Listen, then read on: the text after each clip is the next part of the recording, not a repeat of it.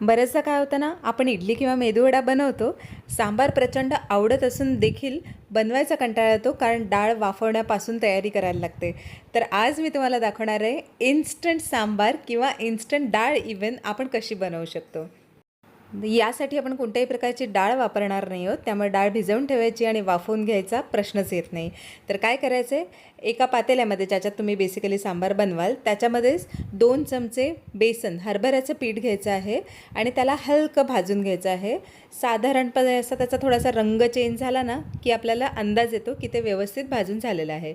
हे बघा, अशा पद्धतीने करपलं नाही पाहिजे, त्यामुळे स्लो मंद आचेवर कंटिन्युअसला हलवत भाजून घ्यायचं आहे. ठीक आहे, हे झालं. बेसनाचं पीठ बाजूला काढून ठेवायचं आहे. त्याच पातेल्यामध्ये थोडंसं 2-4 चमचे तेल आपल्याला घालायचं आहे. आपण चण्याचं पीठ वापरणार आहोत, त्यामुळे तेल थोडंसं जास्त लागू शकतं बरं का. तर मग तेल चांगलं तापल्यानंतर नेहमीप्रमाणे आपल्याला फोडणी करायची आहे. त्यासाठी मोहरी मी घातलेली आहे. मोहरी तडतडल्यानंतर जिरे घातलेलं आहे. जिरे तडतडल्यानंतर हिंग घालायचं आहे. त्याच्यानंतर कढीलिंब घालायचं आहे. फोडणी नेहमी अशाच क्रमाने आणि व्यवस्थित तेल तापवल्यानंतरच करायची. फोडणीवरच पूर्ण पदार्थाची चव अवलंबून असते. हे बघा, किती मस्त छान फोडणी तडतडली आहे. आता या पदार्थाची चव नक्कीच चांगली लागणार आहे आणि मस्त खमंग लागणार आहे. तर कढीलिंब मी घातलेला आहे. लाल मिरच्या मी घातलेल्या आहेत. लाल नसेल तर नॉर्मल हिरव्या मिरच्याही तुम्ही वापरू शकता. आणि ह्याच्यामध्ये मी कांदा घातलेला आहे. कांदा असा रफली ब्रॉड चिरलेला आहे, बारीक चिरायचा नाही आहे अजिबात, नाहीतर तो सांबारमध्ये चांगला नाही लागत. जर ते सांबारचे कांदे असतात ना छोटे छोटे, ते असतील तुमच्याकडे, ते वापरले तरीही बेस्ट. तर अशा पद्धतीने आपल्याला कांदा काही सेकंद फक्त परतून घ्यायचा आहे. थोडंसं मीठ टाकायचं आहे जेणेकरून तो पटकन लालसर होईल. आपल्याला ब्राऊन किंवा एकदम व्यवस्थित शिजवून घ्यायचा नाही आहे अजिबातच. कांदा थोडासा असा लालसर झाल्यानंतर ह्याच्यामध्ये मोठे मोठे टोमॅटोचे तुकडे घालायचे आहेत. साधारणपणे अर्धा टोमॅटोच मी घेतला आहे. आणि इन्स्टंट सांबार आपण बनवतो, त्यामुळे खूप क्वांटिटीमध्ये बनवायची गरज नाही आहे. जेवढं लागेल तेवढं आपण बनवायचं आहे. अशा पद्धतीने टोमॅटो थोडेसे असे थोडेसे मऊ करून घ्यायचे आहेत आपल्याला. हे बघा, ऑलरेडी आपण ह्याच्यामध्ये मीठ टाकलेलं आहे, त्यामुळे जिन्नस थोडे पटापट शिजायला मदत होते. तर टोमॅटोही थोडेसे मशी झालेले आहेत. आता ह्याच्यामध्ये आपण बेसिक स्पायसेस घालूया. मी काश्मीरी लाल मिरची पावडर घातलेली आहे. थोडंसं लाल तिखट घातलेलं आहे.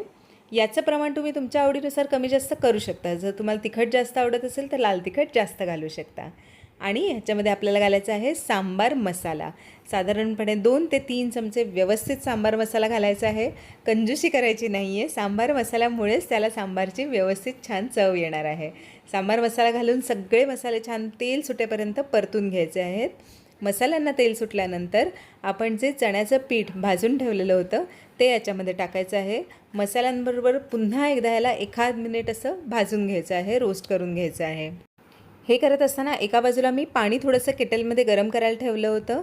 पाणी गरमच घालायचं कधीही आपण कोणतेही पदार्थ बनवताना, त्यामुळे त्याचे फ्लेवर्स अजून जास्त छान वाटतात.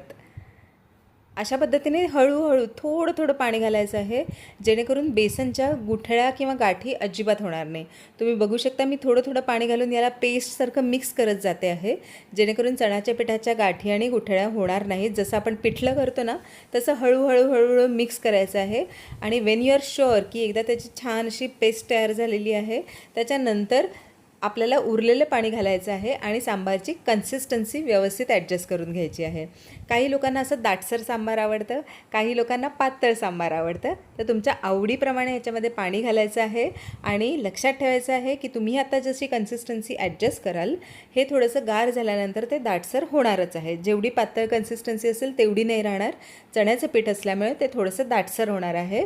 त्या अकॉर्डिंगली तुम्ही याची कन्सिस्टन्सी ॲडजस्ट करायची आहे. साधारण उकळायला सुरुवात झाल्यावर मी याच्यामध्ये एक चिंचेचा तुकडा घातलेला आहे. चिंचेचा तुकडा मस्ट आहे. तुम्ही कोकमही घालू शकता, पण लिंबाच्या रसाने हवी तशी चव आपल्याला सांबारला येणार नाही, त्यामुळे कोकम किंवा चिंच घालणं मस्ट आहे. त्याच्यानंतर आपण ह्याच्यामध्ये टाकायची आहे गूळ पावडर किंवा गुळाचा खडा, सो दॅट आंबटपणा तिखटपणा जो असतो ना, या सगळ्याला तो गोडसरपणा बॅलन्स करून घेतो. साखर शक्यतो नका घालू. गुळाने जी चव येते ना ती साखरेने येणार नाही. त्यामुळे लक्षात ठेवायचं, उकळत असताना सरते शेवटी याच्यामध्ये चिंच गूळ घालायचं आहे. सांबारची एकदम एक्झॅक्ट चव, बेस्ट चव ह्याच्यामुळेच येते, हे नेहमी लक्षात ठेवायचं आहे. त्याच्यानंतर चवीनुसार याच्यामध्ये मीठ घालायचं आहे. ह्याचा तुम्ही रंग बघू शकता, हळूहळू किती छान असा सांबारसारखा त्याला कन्सिस्टन्सी आणि रंग व्यवस्थित आलेली आहे. गॅसची फ्लेम बंद करायची आहे आणि त्याच्यानंतर ह्याच्यामध्ये बारीक चिरलेली भरपूर कोथिंबीर घालायची आहे, जेणेकरून त्याचा फ्रेग्रन्स फ्लेवर एकदम फ्रेश राहतो. त्याच्यानंतर इडली, मेदूवडा किंवा इवन भाताबरोबरही हे सांबार खूप मस्त लागतं. आणि सांबार मसाला वगळून बाकीचे मसाले किंवा तुम्ही नॉर्मल जशी डाळ किंवा वरण बनवता तसंच अशा पद्धतीने तुम्ही इन्स्टंट डाळ किंवा वरण बनवू शकता. हे बघा, तुम्ही इतकी मस्त कन्सिस्टन्सी आलेली आहे. इडलीबरोबर हे एक्झॅक्टली सांबारसारखं लागत आहे, काहीही वेगळी चव लागत नाही आहे. नक्की ट्राय करून बघा इन्स्टंट सांबार आणि मला कमेंटमध्ये सांगा कसं झालं होतं.